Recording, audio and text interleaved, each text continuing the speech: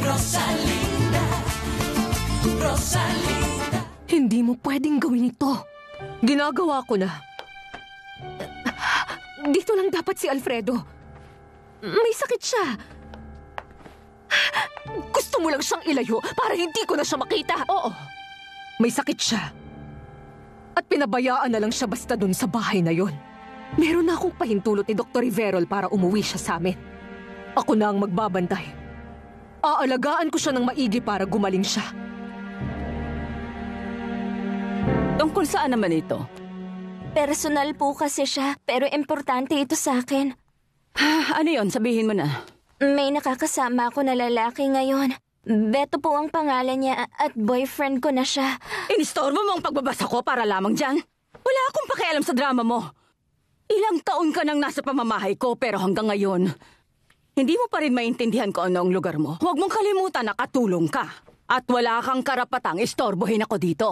Pasensya na po. Gusto ko lang ipaalam sa inyo at saka malaman nyo na po ito ang totoo. Gawin mo ang lahat ng gusto mo.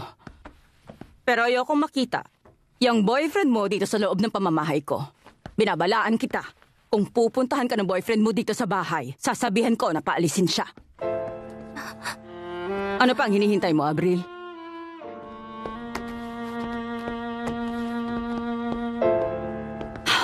Yan lang naman ang gusto ko.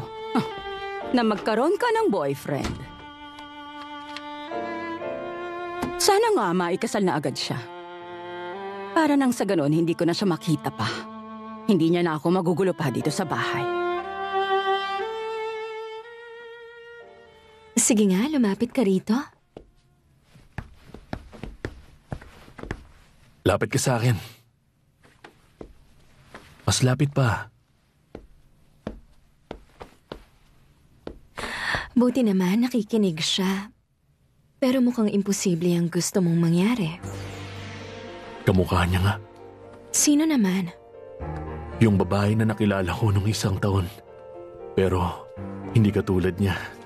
May nalaman ka na tungkol sa kanya?